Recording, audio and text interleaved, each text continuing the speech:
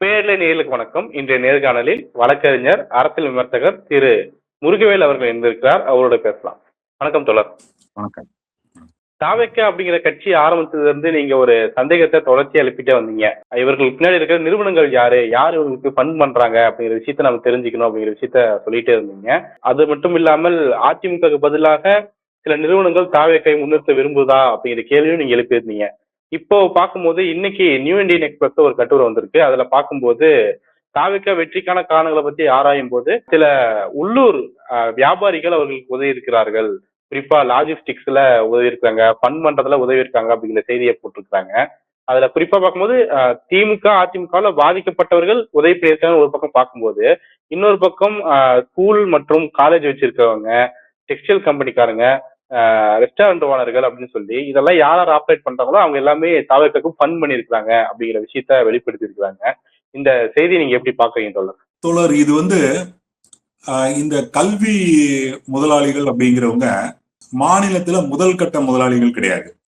இவங்க அதுக்கு அடுத்த நிலை அல்லது அதற்கு அடுத்த நிலையில இருக்கிறவங்க தான். அந்த மாதிரி இருக்கிறவங்க வெளிப்படையா தாவேக்காவை முதல்ல இருந்தே ஆதரிச்சிட்டு இருக்காங்க. உதாரணத்துக்கு அந்த ஜேபிஆர் குழுமம், அப்புறம் அந்த பாவை கல்வி நிலையங்கள், நாமக்கல்ல இருக்கிற பாவை கல்வி நிலையங்கள், அப்புறம் ரொம்ப தெளிவா தெரியலன்னாலும் கூட காருண்யாலாம் ஆதரிக்கலாம் அப்படின்னு ஒரு வதந்தி இருக்கு. இவங்க விஜய் ஆதரிக்கிறாங்க அப்படிங்கிறது அரசல் புரசலா முதல்ல இருந்தே தெரிஞ்சிட்டு இருந்ததுதான். அதுல ஜேபிஆர் குழுமம் எல்லாம் ரொம்ப ஓப்பனாவே வந்திருக்கு. ஆனா இந்தியன் எக்ஸ்பிரஸ் கட்டுரை குறிப்பா சொல்றது என்ன அப்படின்னா, அவங்களோட அந்த மெட்டிகுலஸ் ஒர்க் ரொம்ப சிஸ்டமேட்டிக்கா தமிழ்நாடு முழுக்க போய் இந்த திராவிட கட்சிகள்னால வெறுப்படைந்து நஷ்டப்பட்டு அதுல இருந்து விலகி இருக்கிறவங்களை ஐடென்டிஃபை பண்ணி தங்களோட சேர்த்திக்கிறாங்க. இப்ப இந்த கட்சிகள்னால பாதிக்கப்பட்ட வணிக நிறுவனங்கள், கல்வி நிறுவனங்கள், இவர்களுடைய உரிமையாளர்கள் எல்லாரும் தங்களை ஆதரிச்சதா சொல்றாங்க. இது கிரவுண்ட் லெவல்ல ஒரு முக்கியமான ஒரு தாக்கத்தை ஏற்படுத்தி இருக்குதுங்கிறது உண்மைதான். ஆனா தாவேக்காவுடைய உருவாக்கத்துக்கும் தாவேக்காவை இவ்வளவு பெரிய ஒரு பிரம்மாண்டமான கட்சியா கொண்டு நிறுத்தருக்கும் இவர்களுடைய இந்த முதலாளிகள் பத்தாது. அதுக்கு இன்னும் பெரிய லெவல்ல கார்பரேட் அமைப்புகள் கட்டாயம் வேணும். அந்த அமைப்புகள் இருந்திருக்கிறதுக்கான வாய்ப்புகள் இருக்கு. ஆனா கீழ் லெவல்ல ஒரு எம்எல்ஏவை தோக்கடிக்கிறதுக்கு, ஒரு திமுகவை பலவீனப்படுத்திருக்கு, அதிமுகவை விழுங்கிருக்கு, இந்த மாதிரியான முதலாளிகள் உதவியா இருந்திருப்பாங்க. அதை நம்ம ஏத்துக்கணும். அது இப்ப வெளிப்படையா வருது. நல்ல விஷயம்தான். பெரிய நிறுவனங்கள் தாவேக்கை ஏற்குவதற்கு தேவைப்படுகிறது அப்படின்னு சொல்றீங்க. இப்போ சின்ன சின்ன நிறுவனங்கள், இவர்கள் குறிப்பிட்ட சின்ன சின்ன நிறுவனங்கள் தமிழ்நாடு முழுக்கே செயல்படுறாங்க அப்படின்னும் போது அது அக்குமுலேட் ஆகும் போது அது ஒரு கட்சிக்கு எந்த அளவுக்கு அது பலமாக இருக்கும்? இல்ல, அந்த அளவுக்கு அது யூஸ் ஆகாது. இப்ப உதாரணத்துக்கு இங்க ஒரு பாவை கல்வி நிலையம் இருக்கு, சென்னையில ஜேபிஆர் இருக்கு. இந்த மாதிரி இருக்கிற எல்லா கல்வி நிலையங்களும் ஒன்னா சேர்ந்து ஒரு ஸ்டீல் லாபி, இப்ப தமிழ்நாட்டுல மிகவும் வலிமை வாய்ந்த முதலாளித்துவ லாபிகள்லாம் இருக்குல்ல, cement lobby, steel lobby, IT lobby, chemical பொருட்களை உற்பத்தி பண்ற லாபி, டெக்ஸ்டைல் லாபி, இதுகளுக்கெல்லாம் பக்கத்துல கூட வர முடியாது இவங்கெல்லாம். அதனால ஒரு கல்வி நிறுவனத்துடைய ஆண்டு வருமானம் ஒரு 500 கோடி ரூபாய் அப்படின்னு வச்சுட்டீங்கன்னா கூட அந்த 500 கோடி ரூபாய் திருப்பூர்ல ஒரு பனியன் கம்பெனியோடைய வருமானத்துல கால்வாசி கூட இருக்காது, ஒரு மீடியம் ரேஞ்சு பனியன் கம்பெனியோடைய வருமானத்துல. சோ ஹெவி இண்டஸ்ட்ரீஸ் அவங்களுடைய பணத்துக்கும் அவங்களுடைய செல்வாக்குக்கும் இதெல்லாம் பக்கத்துல வர முடியாது. அப்ப தாவேக்கா மாதிரி அல்லது திமுக மாதிரி அல்லது அதிமுக மாதிரியான ஒரு கட்சியை தூக்கி நிறுத்துவதற்கு இதைவிட பல மடங்கு பலம் வாய்ந்த கார்பரேட் சக்திகள் கட்டாயம் இருந்திருக்கிறாங்க. அது இருந்ததுனாலதான் இவ்வளவு மெட்டிகுலஸ் ஒர்க் நடந்திருக்கு. துல்லியமா ஏறக்குறைய ஒரு வருஷம் அவங்க ஒர்க் பண்ணதா சொல்றாங்க. அந்த இந்தியன் எக்ஸ்பிரஸ் கட்டுரையில பாத்தீங்க அப்படின்னு சொன்னா ஒரு 40 பேர் ஸ்ட்ராட்டஜிஸ்ட் தமிழ்நாடு முழுக்க போயிருக்காங்க, பேசியிருக்காங்க. எல்லா அவைலபிள் இன்ஃபர்மேஷன்ஸும், இந்த கட்சிக்குள்ள என்னென்ன விதமான சண்டைகள் இருக்கு, பூசல்கள் இருக்கு, யாருக்கு யார் எதிரி, எல்லாத்தையும் கலெக்ட் பண்ணியிருக்காங்க. என்ன மாதிரியான ஒரு ஒர்க், ஒரு ஸ்ட்ராட்டஜி, இது ஒரு பக்கம் நடந்துட்டு இருக்கு. இதை அடிப்படையா வச்சு இணையத்துல ஒரு மிகப்பெரிய ஒரு பிரச்சாரத்தை முன்னெடுக்கிறாங்க. விஜய எவ்வளவுக்கு எவ்வளவு மக்கள் கம்மியா பாக்குறாங்களோ அந்த அளவுக்கு அவர் மேல கிரேஸ் அதிகமாகும் அப்படின்னு சொல்லிட்டு உளவியல் ரீதியா முடிவெடுக்கிறாங்க. பிரசாந்த் கிஷோர் வந்துட்டு போறாரு. ஒரு மிக முக்கியமான ஒரு ஹைலி ரொம்ப அதிகமா வந்து பே பண்ணப்படுற ஒருத்தர் வந்து பாதுகாப்புக்கு பொறுப்பா இருக்காரு. சோ இதெல்லாம் வந்து இந்த மாதிரி கல்வி நிறுவனங்கள்னால இதெல்லாம் வந்து பண்ணவே முடியாது. இன்னும் ரொம்பவும் ம். ஸ்ட்ராங்கான, இன்னும் ஹெவியான நிறுவனங்கள் இருக்கும். இப்போ எலக்ட்ரல் பாண்ட் விஷயத்துல பாக்குறோம். மார்டின் குடும்பம் வந்து எல்லா கட்சிகளுக்கும் ஃபண்ட் பண்றத பாக்குறோம். அதானி குடும்பம் வந்து சில விஷயங்களுக்கு பாஜக பண்றாங்க, சில விஷயங்கள்ல மத்த கட்சிகள் பண்றாங்க அப்படிங்கறத பாக்குறோம். அதுக்கான பெனிஃபிட்ஸ் அவங்க அடையறாங்க. எந்த நிறுவனத்துக்கு தாவேக்காவுடைய இருப்பு தேவையா இருக்குன்னு நினைக்கிறீங்க? நீங்க சொன்னீங்க பெரிய நிறுவனங்கள் தேவைப்படுதுன்னு சொல்லி. நீங்கள் observe பண்ண அளவுக்கு யார் வந்து பேக்ல இருப்பாங்கன்னு பாக்குறீங்க? பேக்ல இருப்பாங்களா இல்லையான்னு கரெக்டா சொல்ல முடியல. இதுவரைக்கும் அவ்வளவு பெரிய நிறுவனங்கள்னு சொல்லக்கூடிய 2 பேர் வெளிப்படையா வந்திருக்காங்க. ஒண்ணு வந்து ஜோகோ. ஜோகோவோட ஸ்ரீதர் வேம்பு. சுமார் 10,000 பேர் வேலை செய்யற நிறுவனம். அவர் அதோட முன்னாள் சிஇஓ அப்படின்னாலும் கூட ஜோகோவோட ஒரு முக்கியமான ரெப்ரசன்டேட்டிவ் தான் வரும் ஸ்ரீதர் வேம்பு. அவர் வந்து தமிழக அரசுடைய கான்ட்ராக்ட் அந்த மாதிரி நிறைய விஷயங்கள்ல அவர் வந்து அவங்க அந்த சோகோ நிறுவனம் வந்து அதை எடுத்து நடத்துது. ஒரு முக்கியமான ஒரு ஐடி நிறுவனம். அந்த நிறுவனம் வந்து இவரை சப்போர்ட் பண்ணுது. எப்ப பண்ணுது அப்படின்னு சொன்னா விஜய்க்கு உதவி தேவைப்படுற நெருக்கடியான நேரத்துல பண்ணுது. அவரு வந்து வெற்றி அடைஞ்சிட்டாரு. ஆனா அதே நேரத்துல மெஜாரிட்டி பத்தல. இந்த மாதிரியான ஒரு காலகட்டத்துல திருப்பியும் எலெக்ஷன் நடத்துது.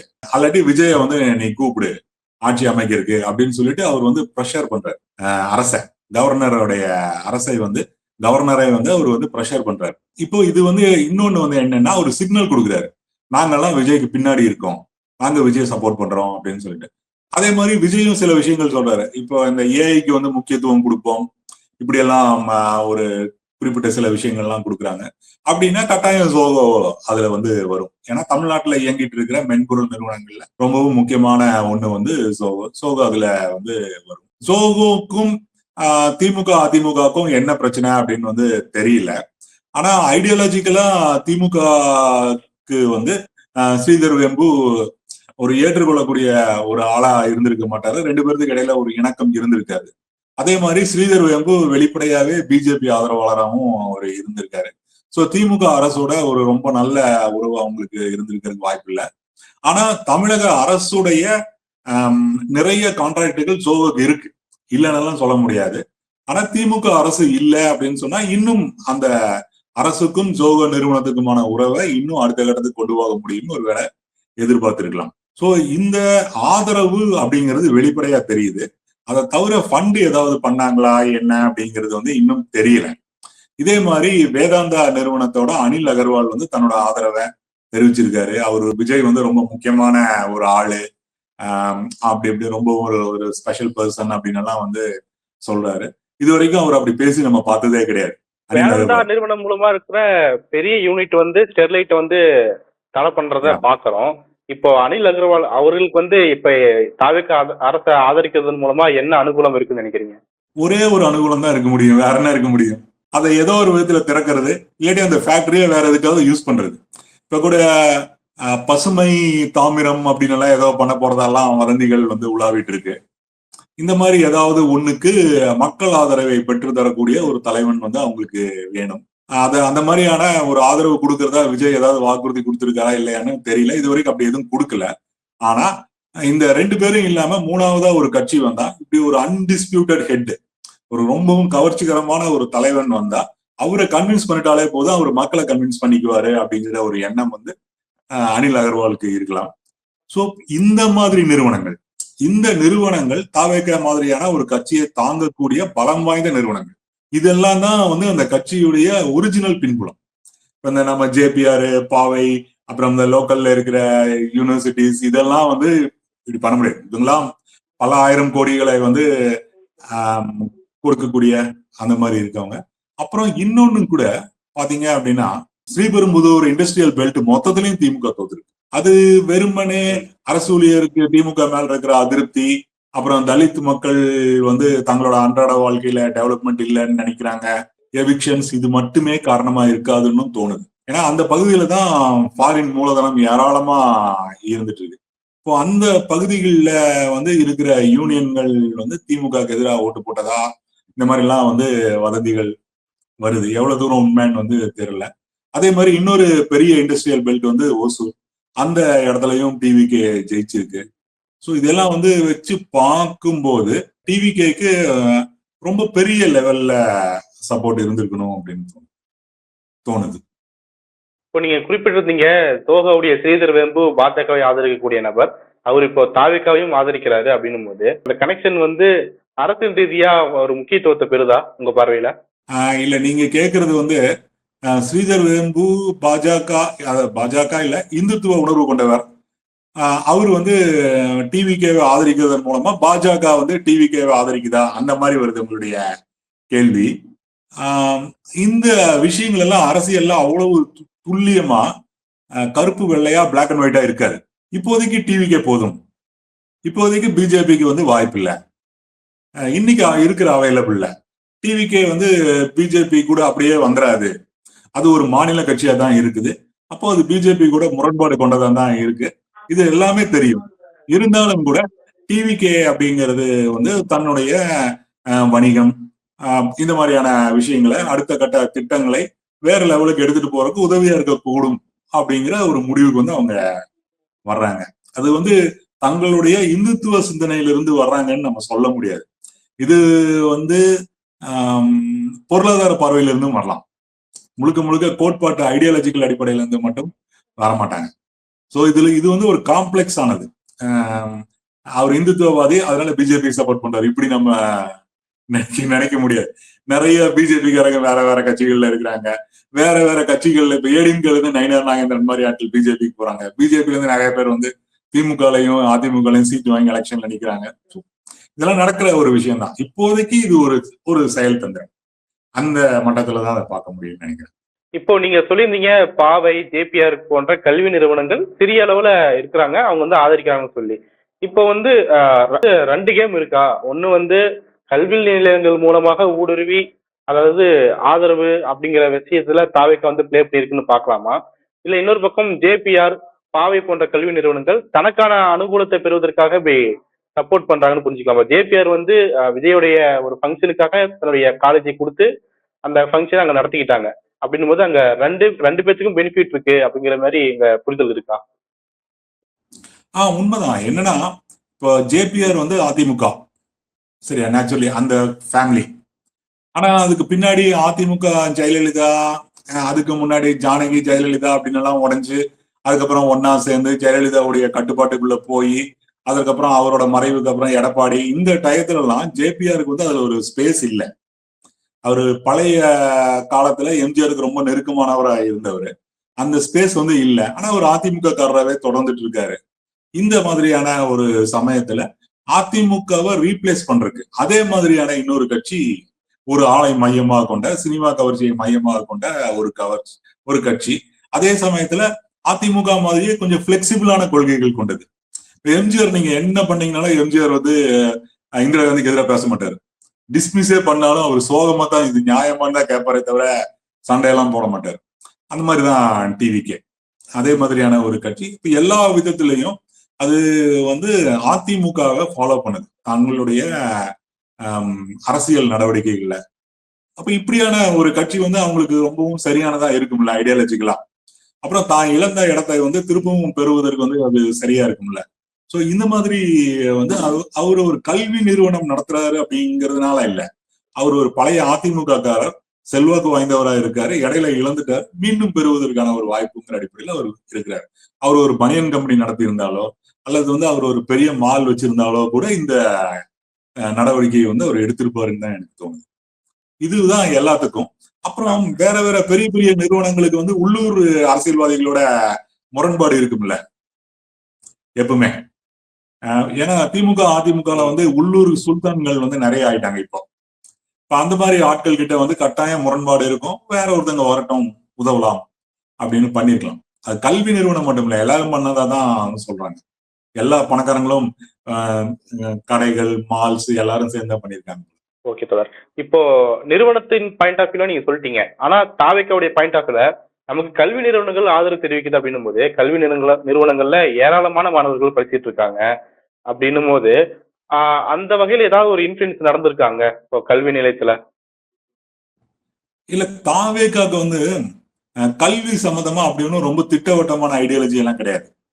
இப்போ பிஜேபிக்கு வந்து ஒண்ணு இருக்குல்ல, ஏபிவிபி எல்லா கல்வி நிறுவனங்களையும் வளர்க்கறது, நிர்வாகத்துக்கு வந்து நெருக்கமா வச்சுக்கிறது. இப்போ வந்து தமிழ் தாய் வாழ்த்தை தூக்கிட்டு அந்த இடத்துல வேற விஷயங்களை கொண்டு வந்து வைக்கிறது.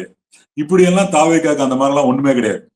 அதனால கல்வி நிறுவனங்கள் வந்து இருந்தாலும் இல்லாட்டியும் அந்த ஜென்சி இளைஞர்களை வந்து தங்களால கவர்ந்துட முடியும் அப்படின்னு தான் அவங்க வந்து நினைக்கிறாங்க. இவங்க வந்து இந்த இல்ல நிறுவனங்கள் தங்களை சப்போர்ட் அதுக்கு வந்து காலேஜ் ஒரு டூலா இருக்கா அப்படின்றதான் கேக்குறேன். தாவேகா வந்து அந்த அளவுல அதை வந்து ஆதரிக்குது. மத்தபடி கல்லூரிக்குள்ள தங்களோட நடவடிக்கைகளை இந்த நிர்வாகங்கள் ஆதரிக்கணும் அப்படியான பிளான்ல எதுவும் இருக்கிற மாதிரி தெரியல. அந்த அளவுக்கு அது டெப்தான அரசியல் செய்யற மாதிரியும் தெரியல.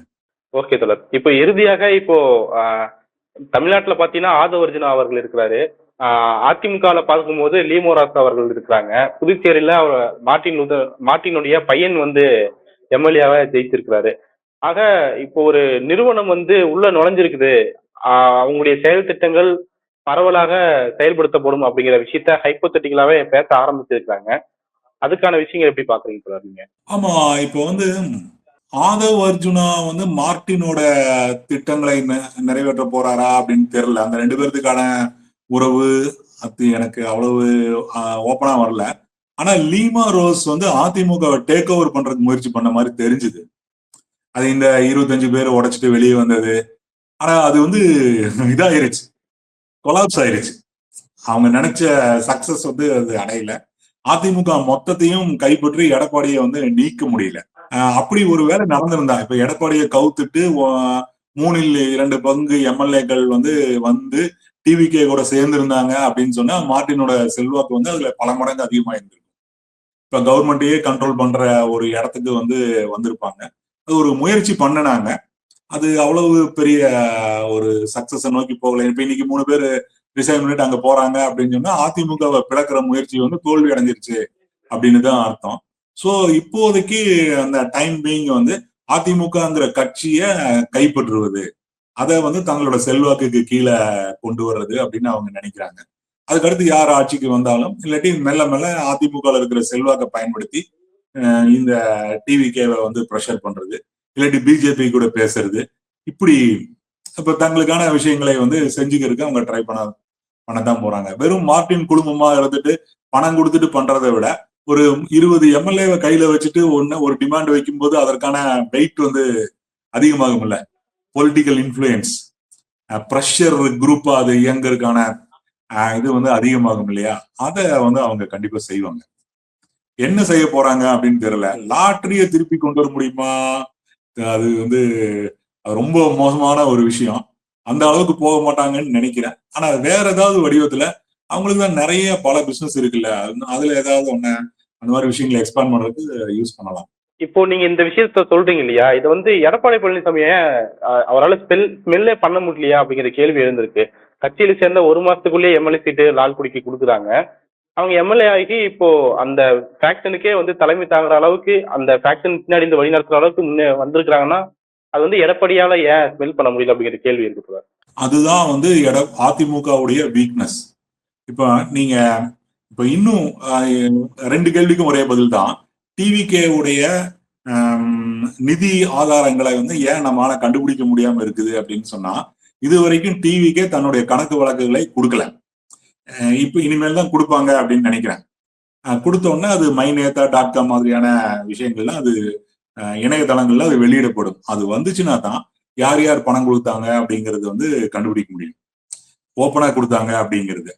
அதிமுகவை பொறுத்த வரைக்கும் நீங்க 2004, 3 இல்லாட்டி 2021 வாக்குல அதிமுகவுடைய கணக்கு வழக்குகள் கலெக்ஷன் பண்ணது, இதை எல்லாத்தையும் வந்து mynetha.com வெளியிட்டு இருக்கு.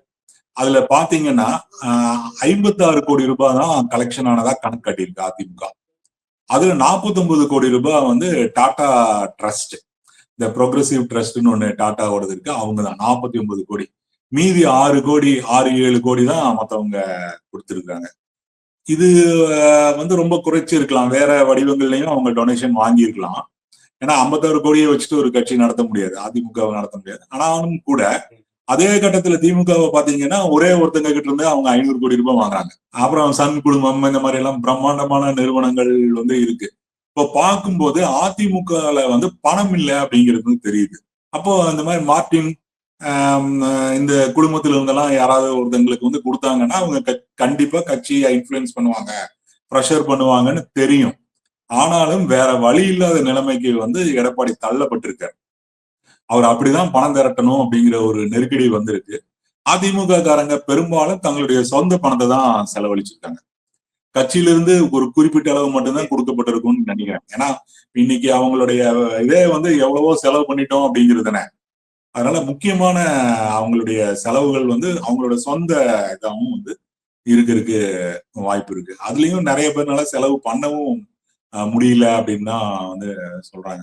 சோ அதனால வேற வழி இல்லாம தான் எடப்பாடி பழனிசாமி இந்த மாதிரியான நடவடிக்கை எடுக்க வேண்டி வந்துச்சு. அதனுடைய பின்விளைவுகள் தெரிஞ்சுதான் அவர் வந்து பண்றாரு. ஆனா என்னன்னா இந்த எலெக்ஷன்ல தான் ஜெயிக்கலன்னா கட்சியை காப்பாற்ற முடியாது, குறைந்தபட்சம் தன்னோட தலைமையை காப்பாத்திக்க முடியாதுங்கிற இடத்துக்கு அவர் வந்துட்டாரு. அதனால வந்து அது ஒரு வந்தா மழை அந்த மாதிரியான ஒரு இதுல நடத்தி பார்த்தரலாம் அப்படின்னு எடுத்த ஒரு டிசிஷன் தான். ஓகே தோழர், பல்வேறு முக்கியமான விஷயங்களை பண்ணிட்டீங்க. உங்களுடைய நேரத்துக்கும் கருத்திற்கும் மிக்க நன்றி தோழர்.